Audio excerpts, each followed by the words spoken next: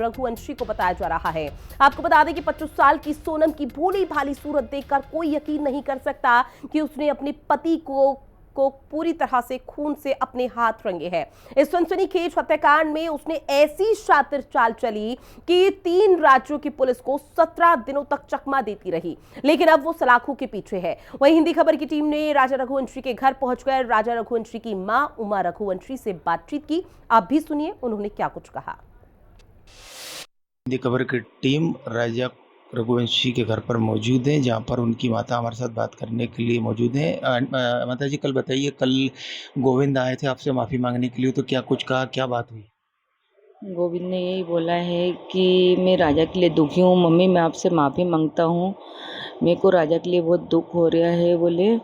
और है ना, सोनम को फांसी मिलना चाहिए, सोनम गुनहगार है। मैं सोनम से बात करी थी 3 मिनट की, तो मैंने सोनम से पूछा था कि है ना, राजा की ये हत्या में तेरा हाथ है क्या? तो सोनम ने मना कर दिया था कि नहीं, मैंने नहीं मारा भैया, वो तीनों लड़के उनने मारा।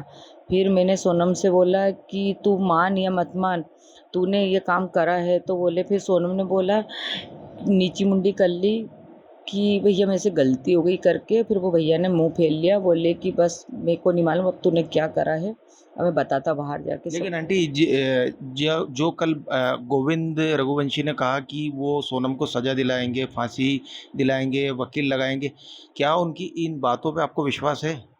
नहीं देखो, विश्वास तो नहीं है।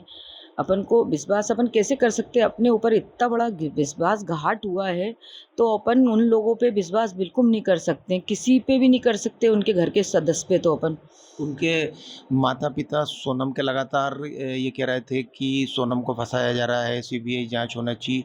कल जब गोविंद रघुवंशी आपसे माफ़ी मांगने आया, तो क्या उनके माता पिता ने सोनम के भी आपसे फ़ोन पे बात की या माफ़ी मांगी? नहीं, उनके माता पिता ने कोई माफ़ी नहीं मानी।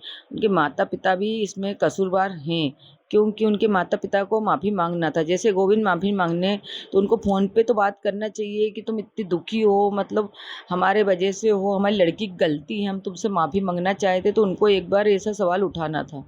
साथ में हमारे साथ मौजूद है। आप बताइए, आप बताइए आंटी, आप उनकी राजा की बड़ी मम्मी हैं, तो आप बताइए, कल गोविंद आया तो उस पर से आपके क्या कहना है?